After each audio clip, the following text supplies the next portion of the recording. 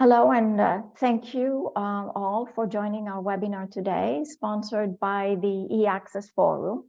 It's a great pleasure for me to welcome Alissa Kleinnijenhuis, who will present her paper with Patrick Bolton and Tobias Adrian, The Great Carbon Arbitrage.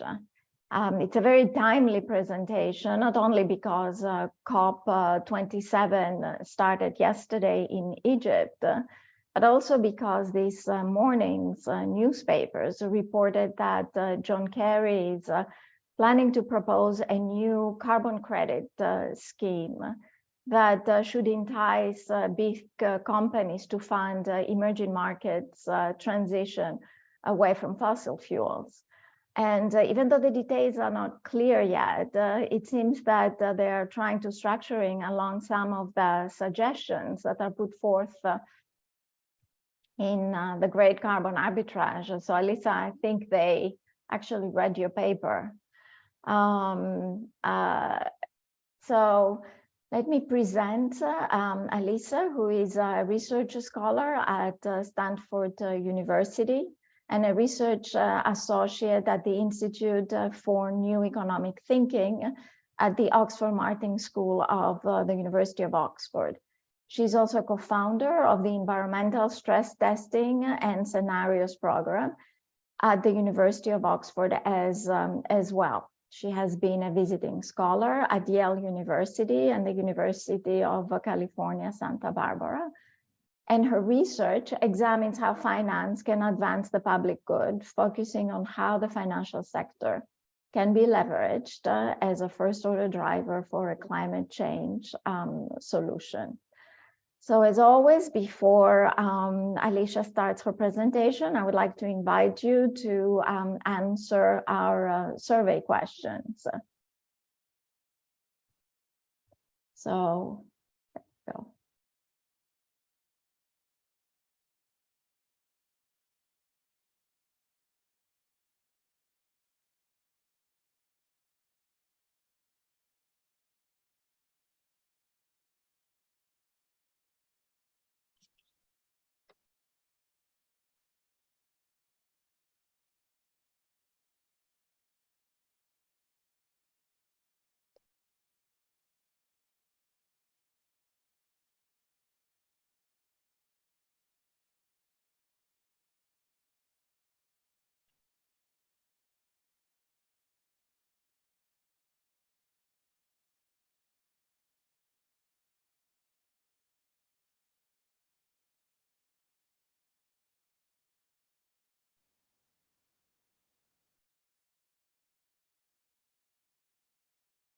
So for the first question, at COP26, a distinct discussion took place on climate finance, providing the $100 billion a year to developing countries on ending coal. What could be done differently during COP27 so that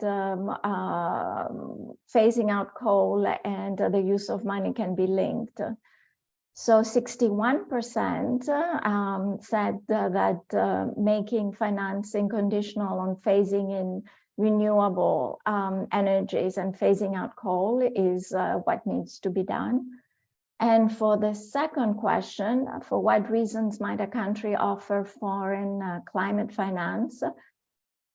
In addition to the fact that climate is a global public good, and 67% thought that the main reasons are preventing policy leakages, ensuring resilience of supply chain, but mostly to alleviate macrofinancial stability issues.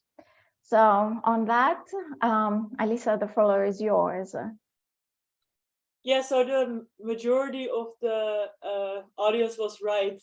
It is the third answer. I don't know if you would like me to elaborate on that or whether you would like me to start the presentation. As you wish. So perhaps I can start the presentation. So let me share my screen.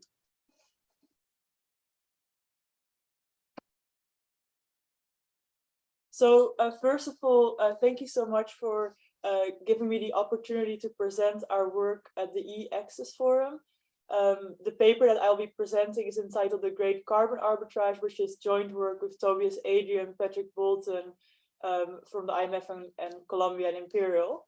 And I should say that the views expressed in this presentation are those of the authors and do not necessarily represent the views of the IMF. At the previous COP, COP26, two distinct discussions took place.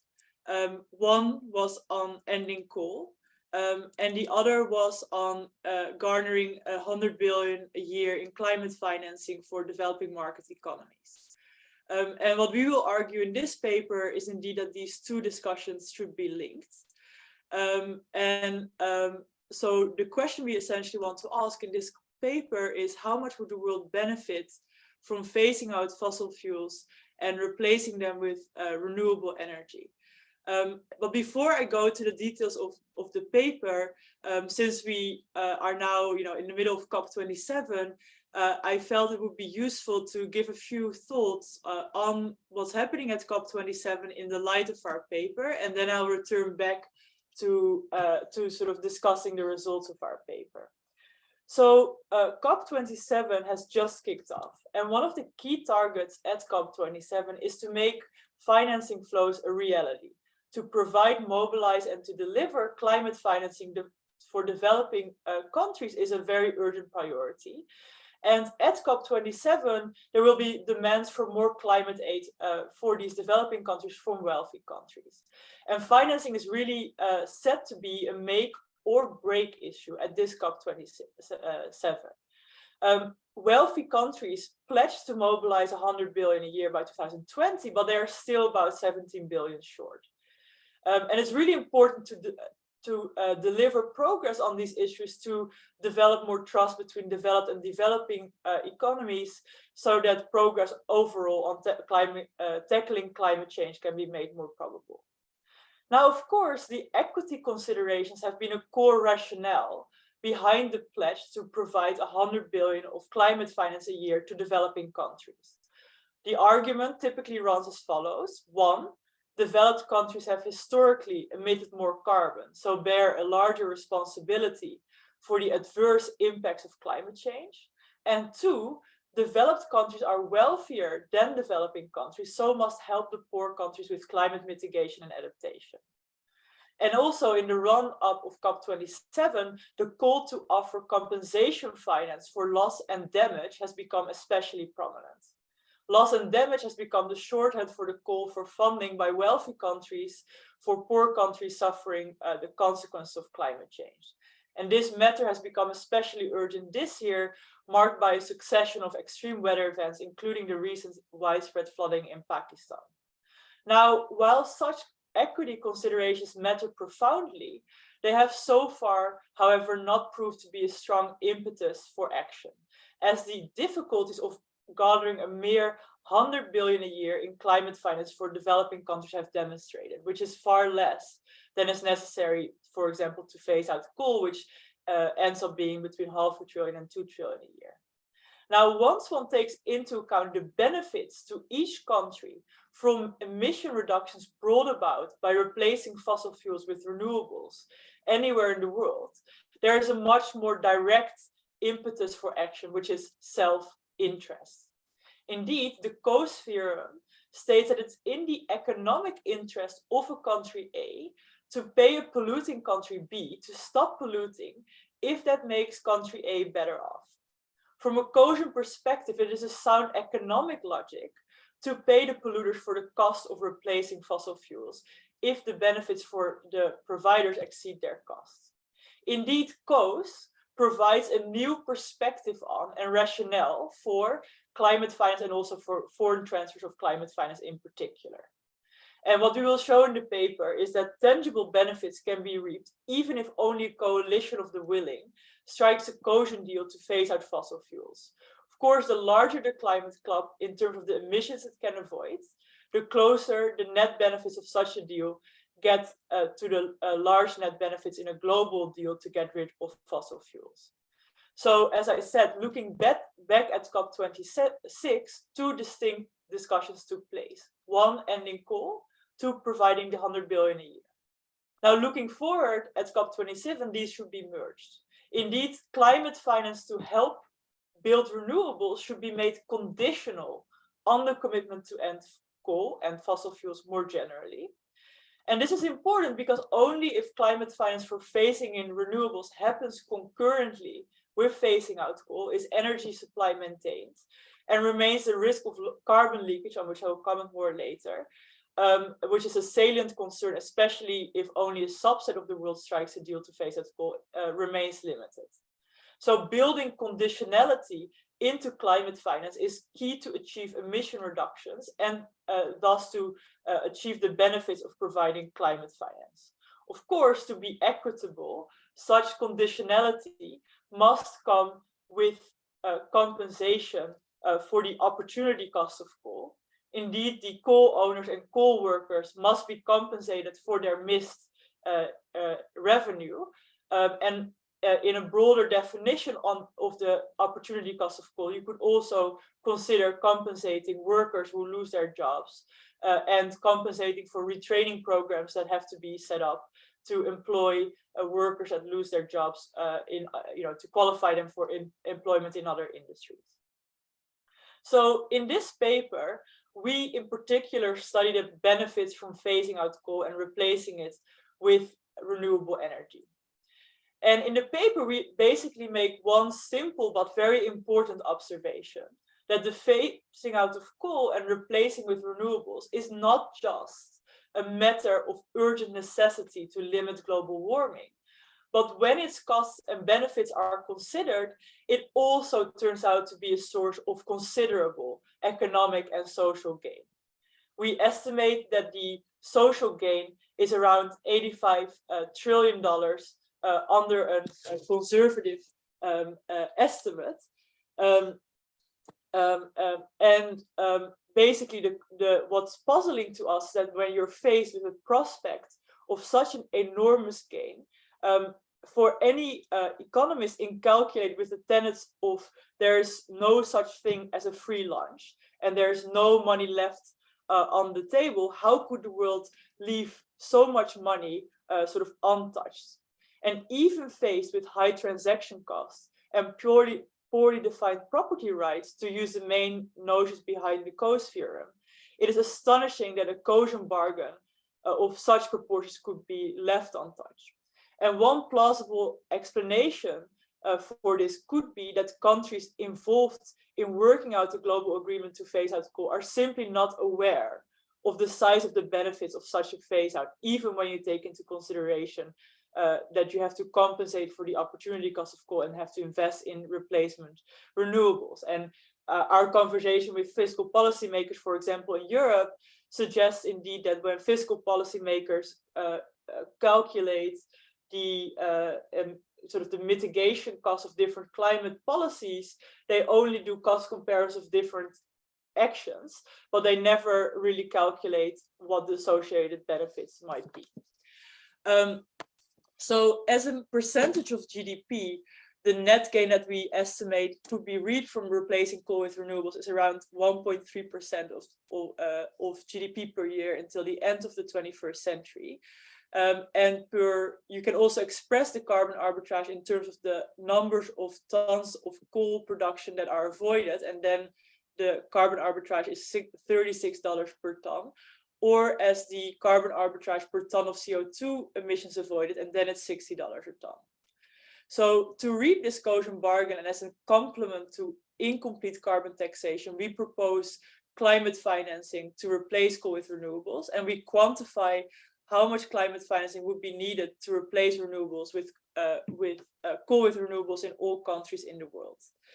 And we propose, in order to limit the amount of funding that governments would have to provide to get rid of coal, to make use of blended financing, where essentially you can catalyze public funds to draw much more money from capital markets.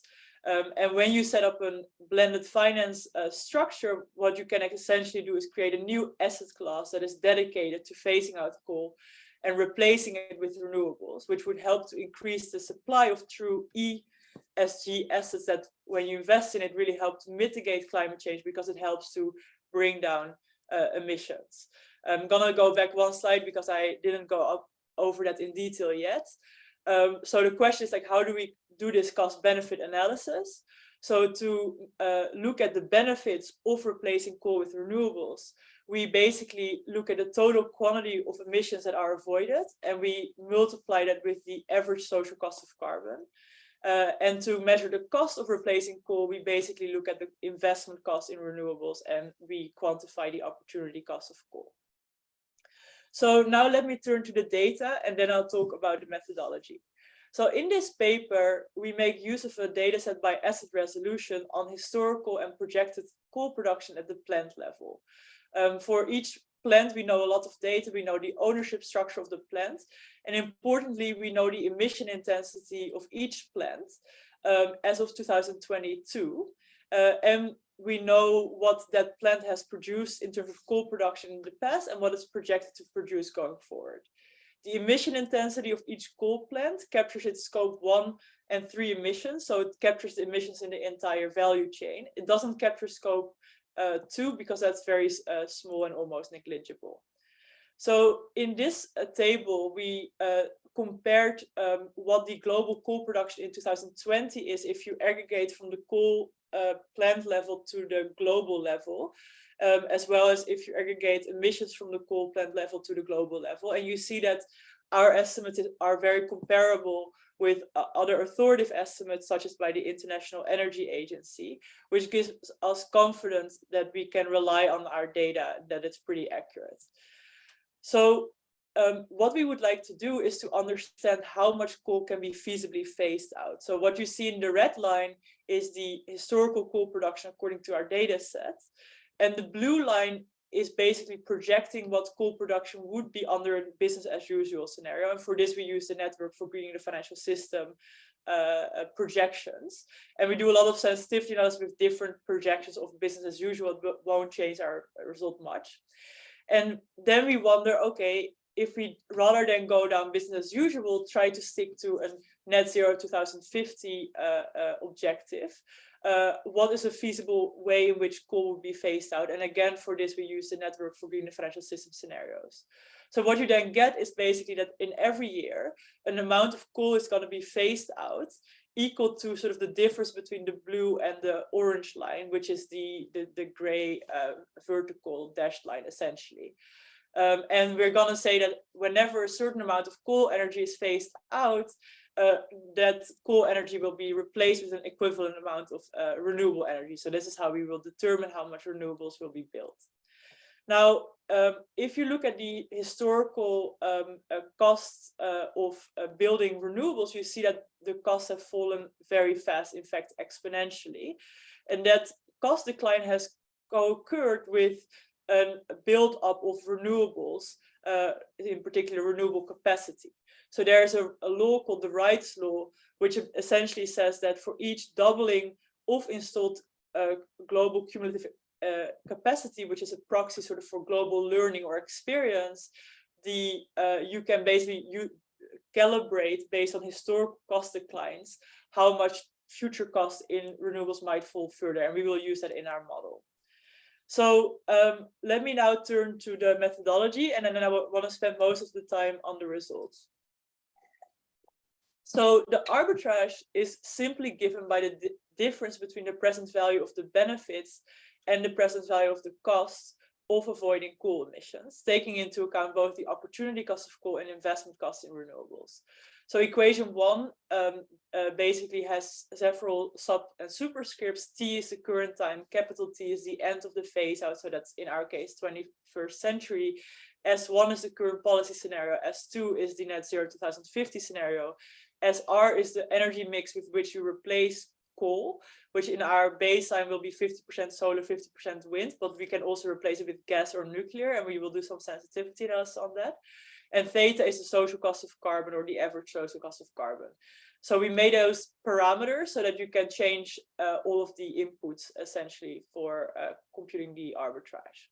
So we focus on the global carbon arbitrage, but we will also then later look at country-specific benefits and costs of phasing out coal. So let's break down this previous formula and focus first on how we compute the benefits. So as I said, we're basically going to reduce coal from a business as usual to a net zero 2050 scenario, which then helps to bring down emissions.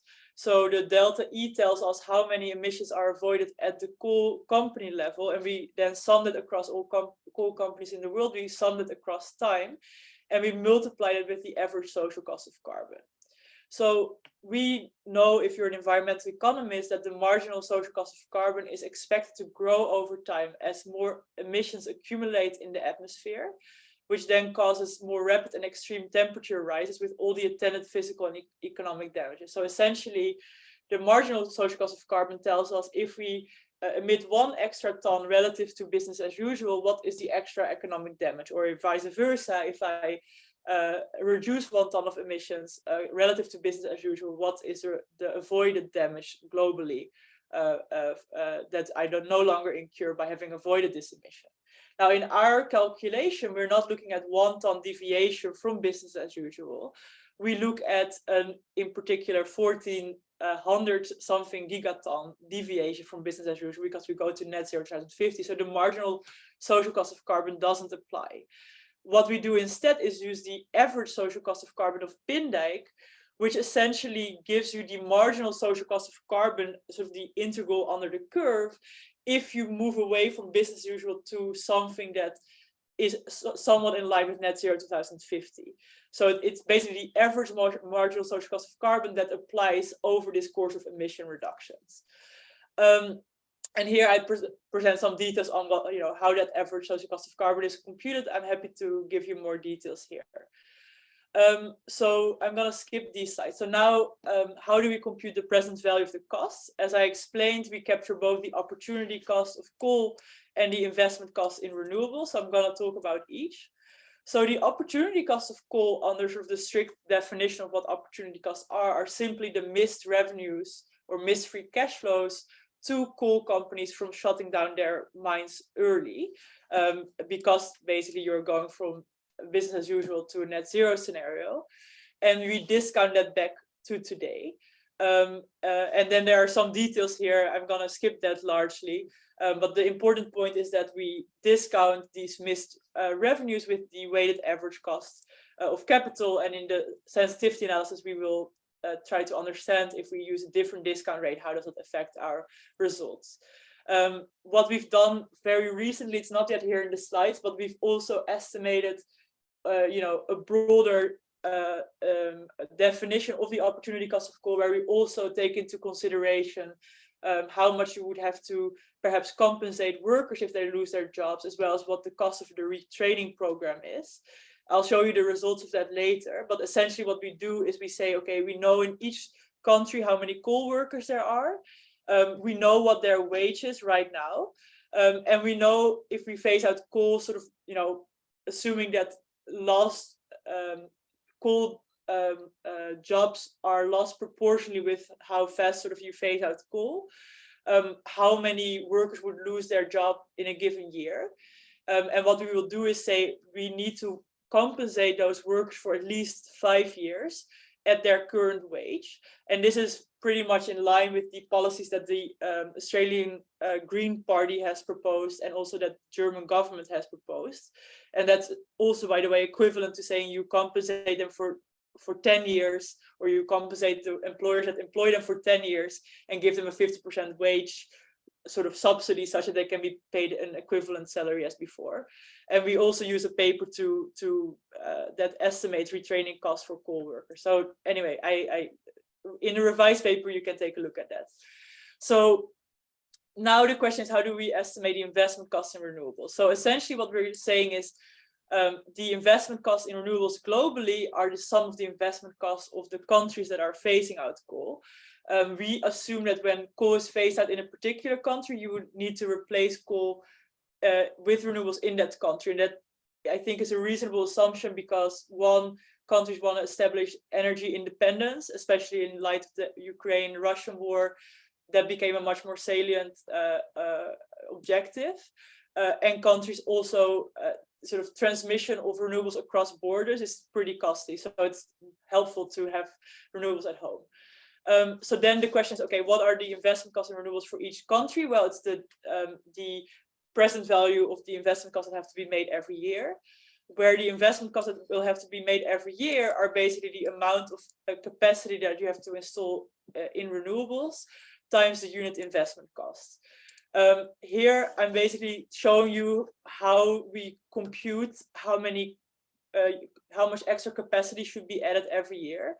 The essence is that you have a certain amount of coal that you phase out, and you want to make sure there's never a shortfall. So you will build sufficient capacity that there's no shortfall.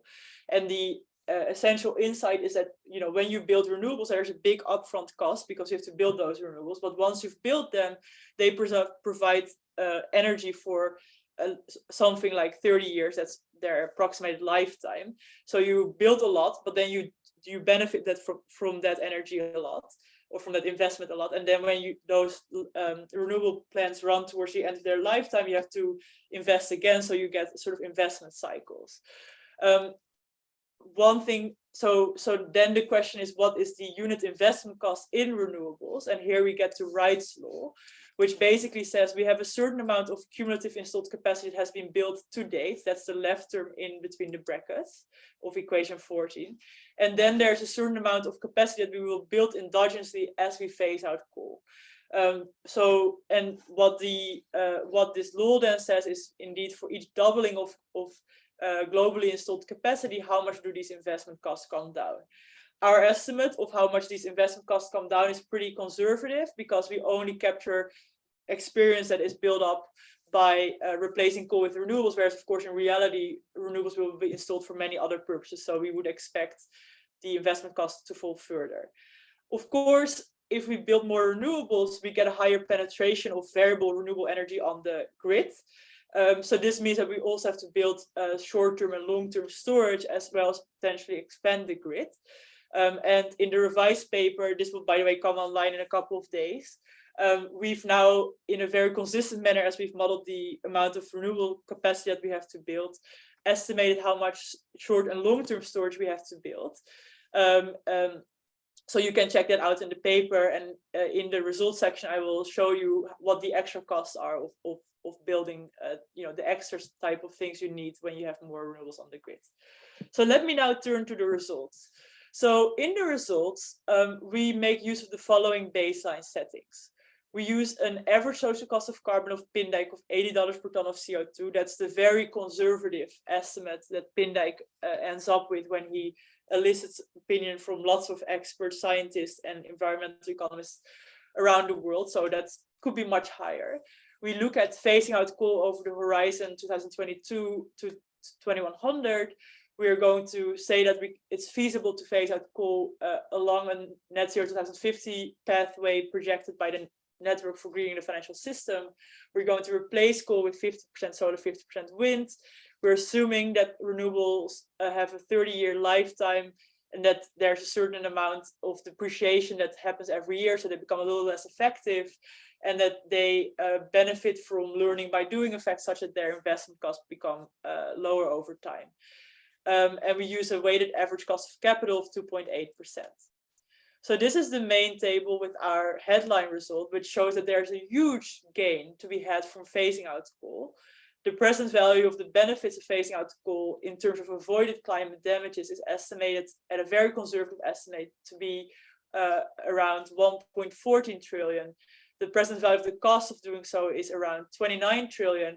And you can see that the lion's share of the cost is really the investment cost in renewables rather than the opportunity cost of coal, which is rather quite small, which then gives you a net benefit as the difference between the present value of the cost and the benefits of 85 trillion.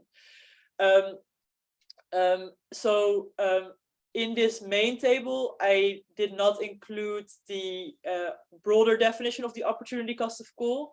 But if you would include that, then the cost posed for the opportunity cost goes up from 50 billion to 331 billion, where around 275 billion is for lost wages and 7 billion is for retraining. But you will see right away that that doesn't change our headline results much at all. So the next plot shows you how the net gain from phasing out coal depends on the understanding of what the average social cost of carbon is. And the key point is that the net gain only disappears if the average social cost of carbon would be less than $20 per ton of CO2 globally. And almost all scientific studies would agree that it's much higher than that. For example, the interim social cost of carbon of the Biden administration is $51 per ton of CO2. We use a pretty conservative estimate of a Pindijk, and then you have a Renner study, which is going to inform the updated social cost of carbon of the US government, which has a range which is already much higher. So the point is that we are pretty sure that there is a net gain to be had, even on the very conservative assumptions of the average social cost of carbon. So then we conduct a sensitivity analysis to understand how our net gain estimate depends on all our assumptions. I'm gonna go over this rather quickly and skip a lot. Let me just focus on the interesting parts. So first of all, let's start with the replacement with what you replace coal. So what we show is that if you replace coal with 50% wind, 50% solar, then you get a net gain of around 85 trillion. If you replace it with a larger share of solar and smaller share of wind, it will be a slightly higher net gain because solar is typically cheaper than wind, particularly wind offshore. Some people would argue that natural gas might be a good transition fuel, but in fact that we show that that's not really the case because of two reasons. One, natural gas emits emissions, so there's a smaller gain to be had when you replace coal with natural gas because the reduction in emissions is smaller, so the avoided climate damages are smaller. And two, natural gas actually, these plants are actually often already more expensive to build than solar plants, so that's why you get a smaller net gain. Some have also argued perhaps you can replace coal with nuclear. And here we also see that the net gain is smaller. In this case, it's not because the benefits are smaller, because nuclear doesn't really emit a lot of emissions, but it is quite expensive to build. It also takes a long time to build. And what it does not, of course, take into account is the risk of nuclear, which is not captured in the cost here. So lots more sensitivity analysis. Maybe one more important point here. So in our baseline, we do not capture the cost of storage, but in the sensitivity analysis, we do explore what those costs might be. So if you add the requirement that enough short-term storage should be built, in particular, you need to make sure that 20% of the daily generated electricity with renewables should be able to be stored in ion batteries, then the net gain goes down from 85 trillion to 80 trillion. So it's about 5 trillion in present value terms globally. And if you furthermore include long-term storage, then you also have an extra cost post. And we, by the way, also looked at both including short and long-term storage and grid. I don't include it all here in the table. So I hope that I've convinced you that no matter what type of parameters we use, we always get a big net gain from replacing coal with renewables. So we're basically in a situation where we can have a Pareto improving deal where every country might be made better off by phasing out coal and replacing that with renewables. And so the question is, how can you reap this gain? And one way is, of course, to do carbon taxation. That is widely being considered a first best solution. But it has been very hard for various reasons to implement carbon taxation across the world at the social cost of carbon. It is often seen as a carrot, so it's not politically attractive. Whereas perhaps providing climate finance is more seen as a stick, whereas providing climate finance is more seen as a carrot because it's essentially a subsidized based approach. And so under the quotient approach, it's basically sound economic logic if there's a net gain to be reaped to, as I said, pay the polluter to stop polluting, and essentially provide climate finance to make sure that polluter stops polluting. So here we break down what the cost would be across the world to finance the phase out of coal and replacement with renewables. And you see that the lion's share of the costs falls in emerging market economies, in particular in Asia. And in the next plot, I show you how the investment costs break down over time. And you see clear visibility of an investment cycle. And again, that is because you have to build a lot of renewables to start with when you start phasing out coal. But then they keep generating energy for as long as their lifetime. So you only every year have to build more renewables in so far as the stock that you built previously is not already sufficient to meet the amount of energy that you no longer get from coal. So only as the coal phase out gets steeper, you have to build more. So that's why you see this investment cycle coming down and then peaking up again when the lifetime of the renewables ends. And you see that these peaks come down over time because the investment costs of renewables drop as a consequence of learning. And that has been the case historically, and that's projected to be the case going forward. Of course, if there would be shortage of some of the key raw inputs in renewables, it might be the case that at some point in the future, the cost would no longer drop. That's possible. So that's why in our analysis, we also did a sensitivity analysis to say, what if there's no further cost decline? Would there still be a net gain? And the answer is yes. So here we show the world map of climate financing needs. And you see that the country that is most in need of climate financing is China, the most coal-heavy country.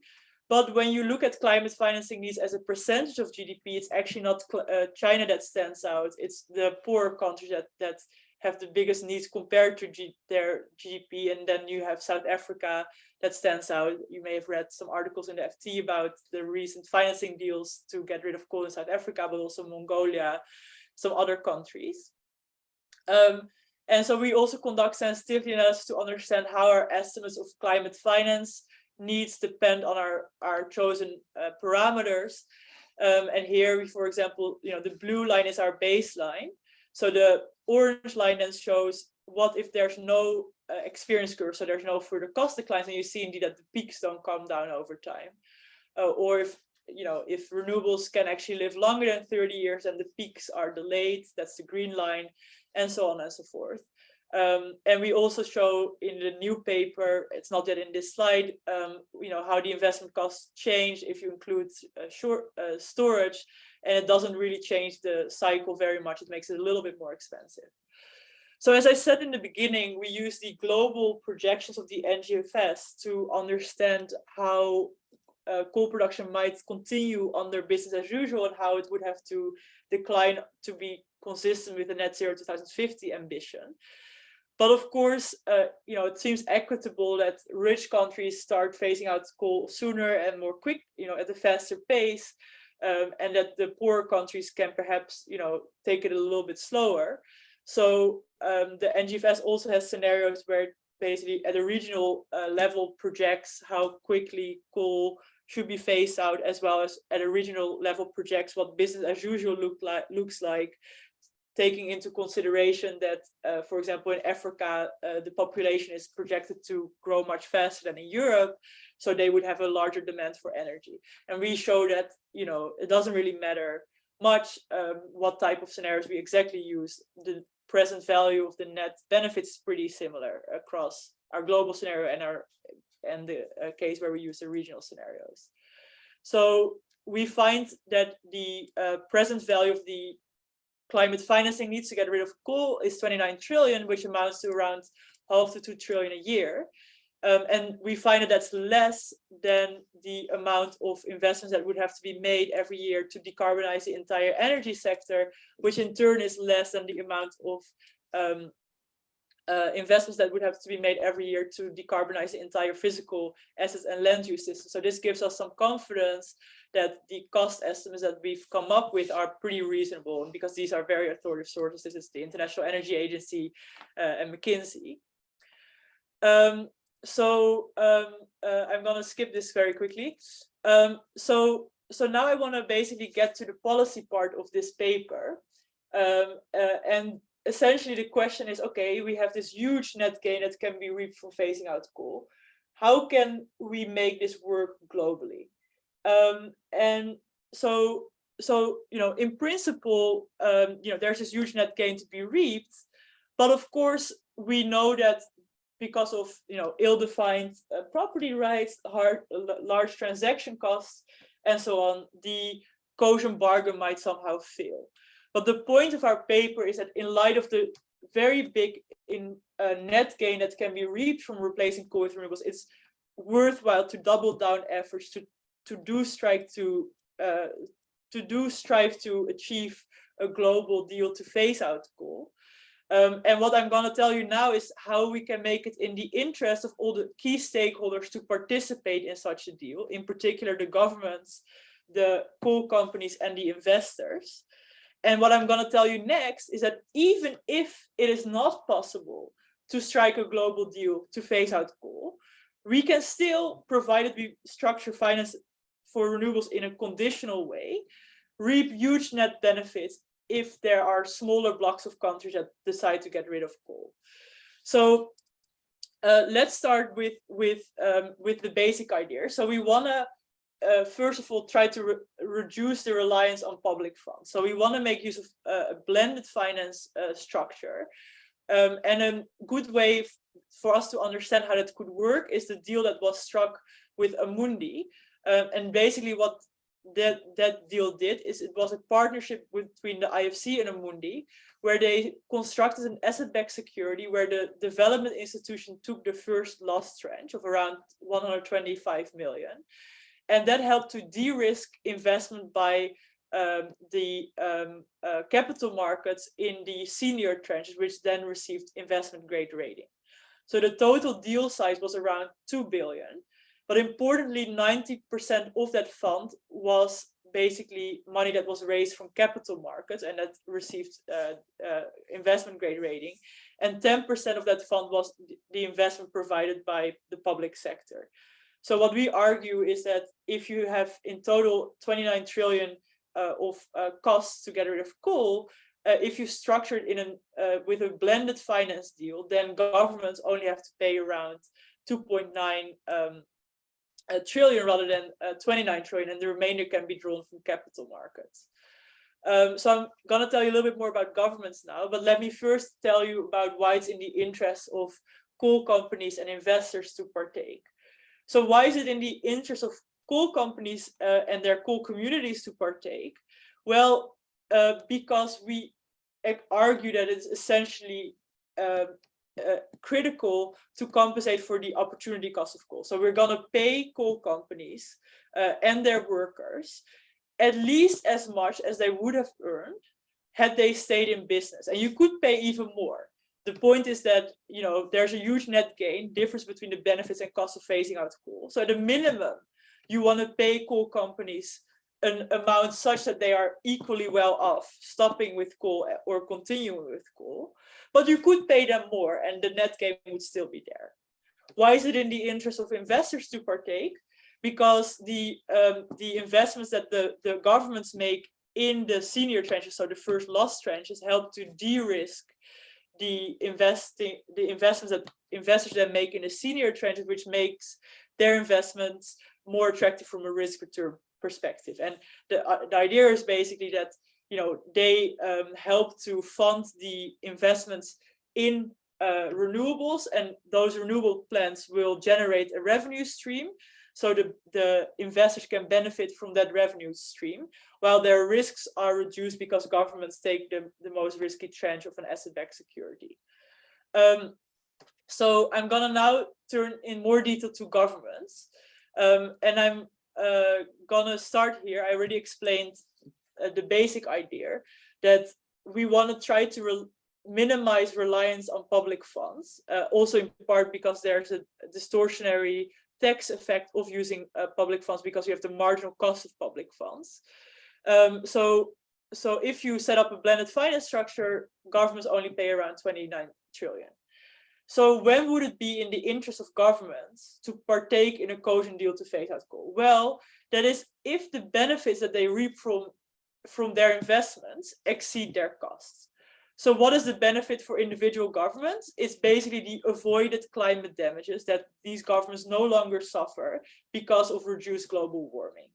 What are the costs? The cost is the amount of funding that they provide to these multilateral development banks so that they can make the investments in renewables together with the public sector. So in our main analysis, we use the global average social cost of carbon to compute the global gain that the world as a whole has from reducing coal emissions. But of course, we know that the impacts of climate change are heterogeneously distributed across the world. So some countries tend to benefit much more from reduced emissions than others. So I'm gonna skip this part here and move here. So what we do is we basically wonder next, can we understand what the benefits are to individual countries of phasing out coal? And for that, we want to use the country-specific social cost of carbon. So we have the global average social cost of carbon of $80 per ton of CO2.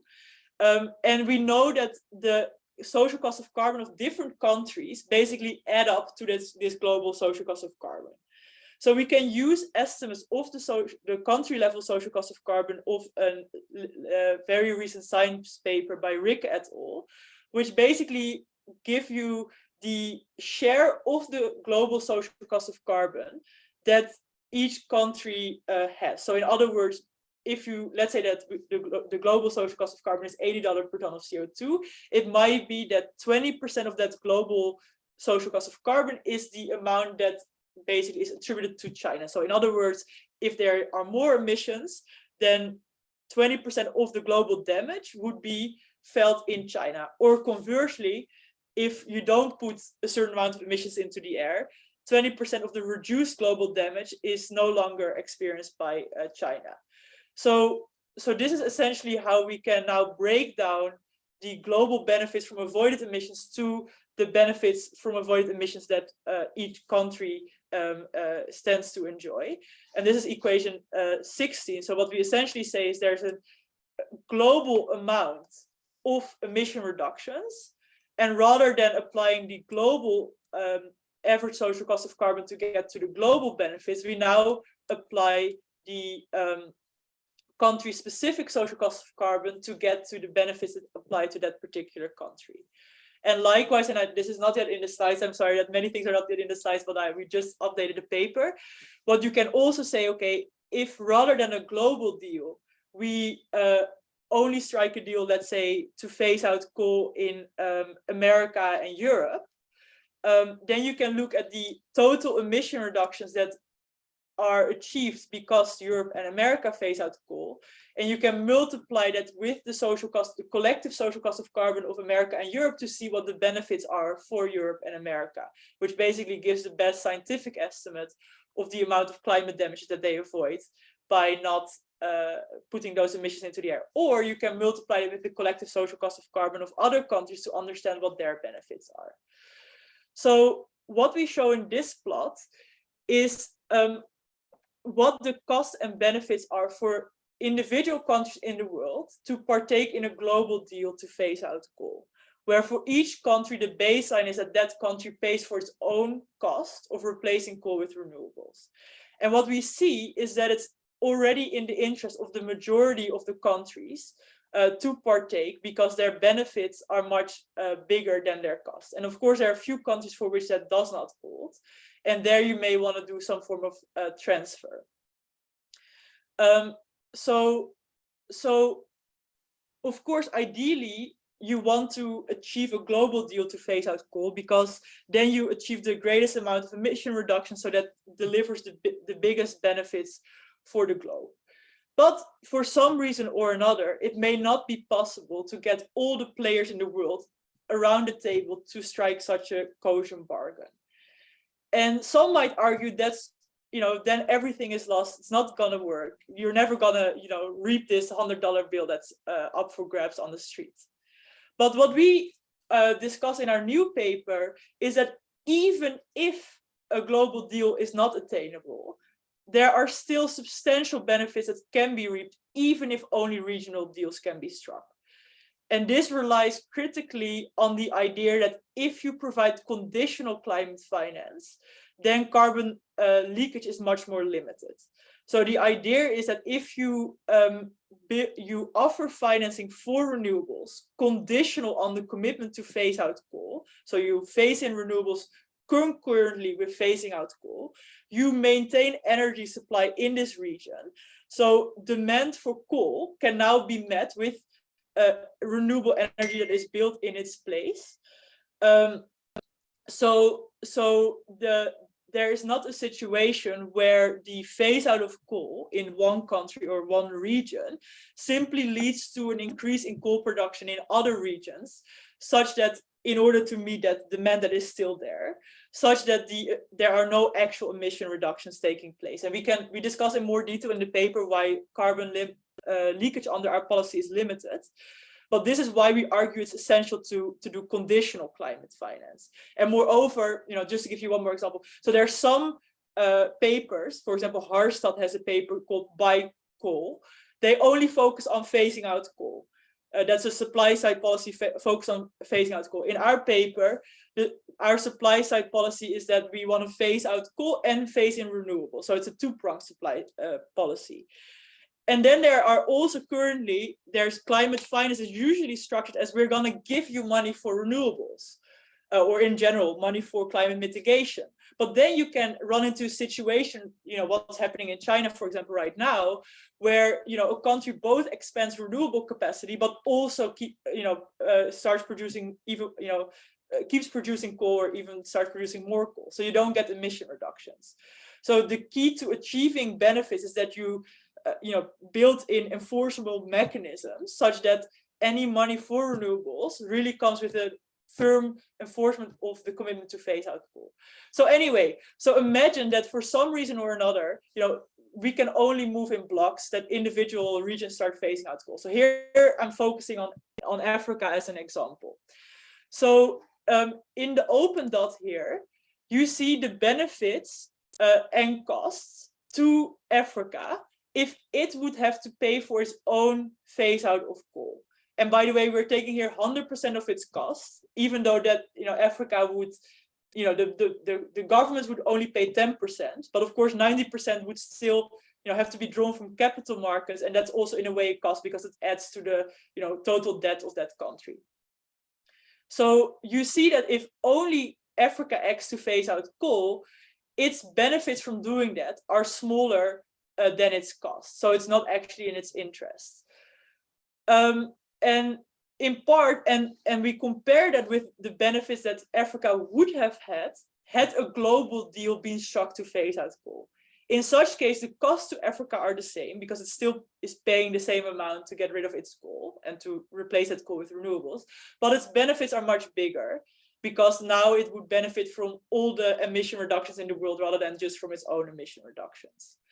So the point is that, this is a small point in the paper, but, for the reason that each block of countries that would phase out coal by itself would experience fewer benefits if it alone phased out coal. It's in everyone's interest to try to, strike a global deal because everyone's benefits will be much bigger.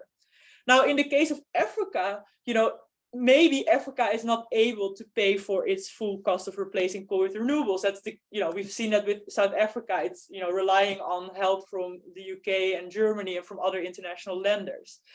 Moreover, Africa, is not responsible for the majority of historical emissions. So maybe it's also not fair if they, have to pay for their transition right now. So what we show.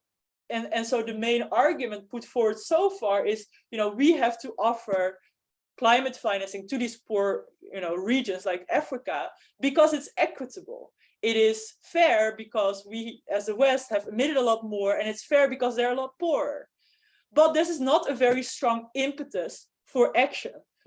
And so what we show in this plot here is that if Africa were to phase out coal, there are huge benefits that's on the left side to other regions. In particular, at the top here we see, it's got cut off, but it's basically North America and Europe. And the benefits to the other regions, if Africa were to phase out coal, are huge because these other regions suffer much fewer climate damages because of the reduced emissions in Africa. So because the benefits to these other regions are large, it is in fact in these regions' interest to help pay for the phase out of coal in Africa.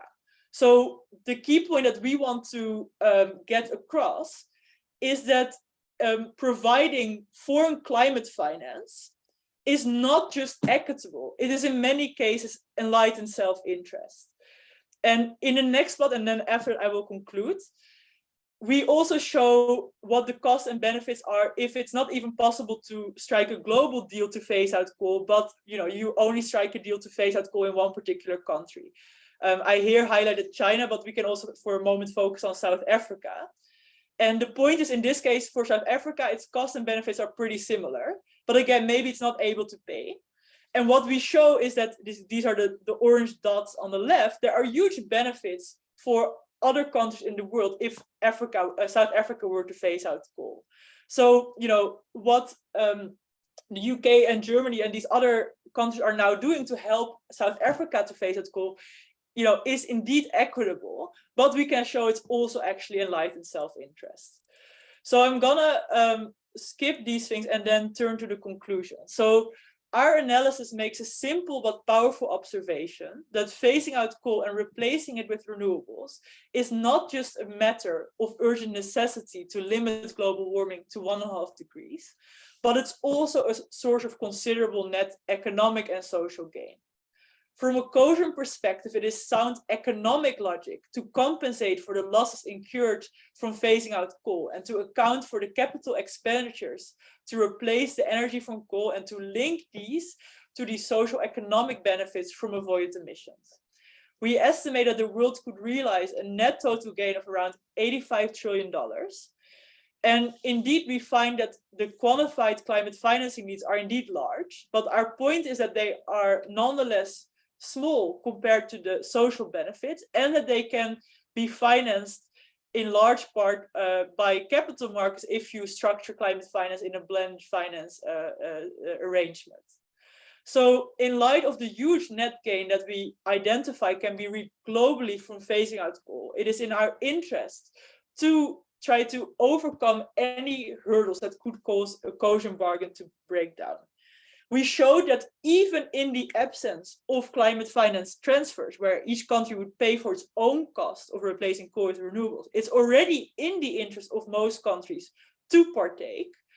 But if for some reason or another, it is not possible to strike a global deal to phase out coal, there are still substantial, though smaller, benefits to be had from regional or country-specific deals. Where these benefits can be reaped if financing for renewables is made conditional on the commitment to phase out coal, such that carbon leakage remains limited. And it can be in the interest of particular countries, in particular wealthy countries that have the ability that can afford to pay, to actually pay the polluter to stop polluting. So the provision of climate finance is not just equitable, that's a very important consideration, but it's also enlightened self-interest. Thank you.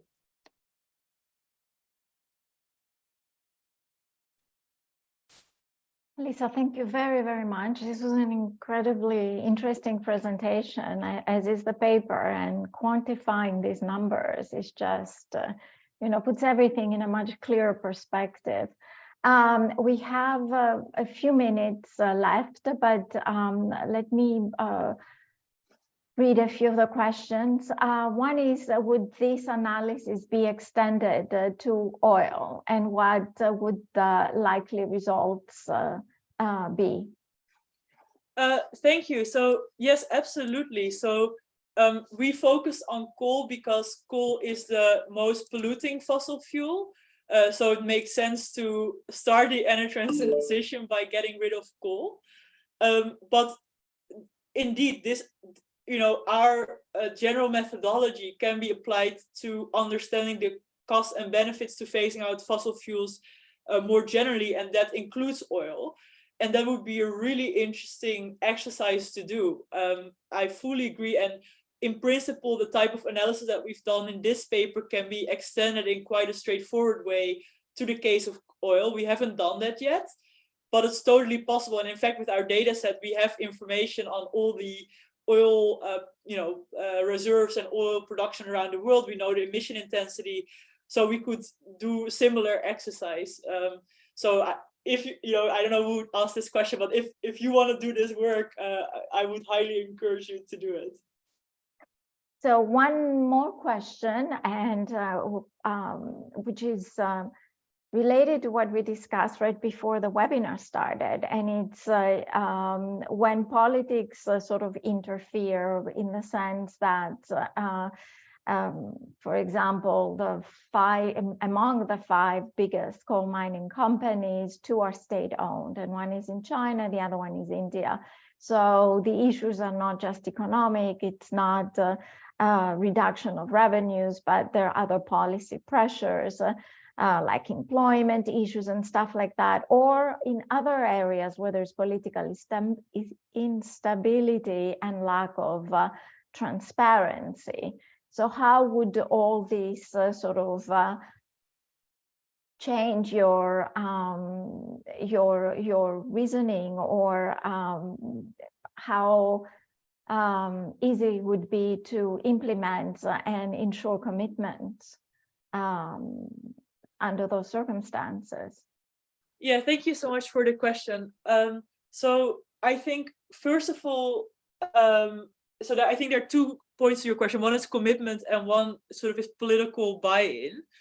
And I think sort of, you know, one thing you could say is, okay, we're going to, you know, only give money to build renewables in the place of coal. And then it would be very hard to get politicians to agree to phase out coal, because there are opportunity costs to coal. There are local communities that would suffer from losing their jobs and losing their revenue. So this is why we argue it's essential to, you know, to make the deal equitable, to get the buy-in from coal owners and their communities, and the buy-in from governments, to compensate for the opportunity cost of coal. And we started off, and again in the IMF version of our paper, with just estimating the missed revenues to coal companies and making sure that the coal owners are compensated at least equal to their opportunity cost of coal, which is, by the way, what happened in Germany. They had this auction system where coal companies could place bids to basically retire coal capacity early. So that worked very well. They got paid more, you know, than their strict than what they would have earned otherwise. So that's why they partook. And this is what we argue likewise. We say you can pay a little more than what they strictly would have earned otherwise, and then they should be willing to do it. But then, you know, many people said to us, but what about the workers? What about the retraining costs? And we figured it might be huge. But actually, you know, we've done a quantitative exercise. It's not just a made-up number. Like, we did a quantitative exercise to, you know, the best possible way to estimate what these extra costs would be, and it's not that much. Like, you know, it's on the order of billions. As I said, it amounts to something like 331 billion, which really dwarfs in size compared to the benefits of avoiding climate damage. And by the way, those benefits are not abstract. We've seen, especially in the last few years, especially this year, huge heat waves in Europe, floods in Pakistan, wildfires in California. So the amount of damages we already are suffering from climate change are mounting, and they're only going to get worse. And, you know, talking about the Netherlands, where I'm from, you know, even if you could somehow, you know, either you have to repair a lot more damage, or you have to invest in climate adaptation. In the Netherlands, that means building stronger dikes. These are huge costs, right? So the point is essentially that, you know, you do have to then, as a government, pay for, you know, or help pay for the opportunity cost of coal, but those investments are much smaller than the damage you would otherwise suffer from climate change. And so then, to the commitment point, indeed, there is an, I guess, legal question of how to make sure that if you provide financing for renewables and you offer, you know, funding for the opportunity cost of coal is indeed committed to be phased out. And, you know, I am not a legal scholar, but I have friends who are legal scholars. And this is one question that we'd like to answer in a future paper. And of course, it has to be thought about very carefully, especially, as you say, when it's a state-owned company. There's always an incentive to open the mine again, because it can, you know, just give you this little more extra revenue. So this has to be thought about very carefully, but it can be done. And this is the point of our paper. There's such a huge net gain to be had, not just at the global level, but for each individual government, that they should try to double down efforts to make it work. And it can be done. And, we just have to work harder at it. Well, thank you very much. This has been great, and apologies for going over time, but this was a much too interesting conversation to interrupt. Thank you again, and thank you all for joining us today. Hopefully we'll see you on our next webinar, which is on November 21st. Thank you very much. Bye-bye.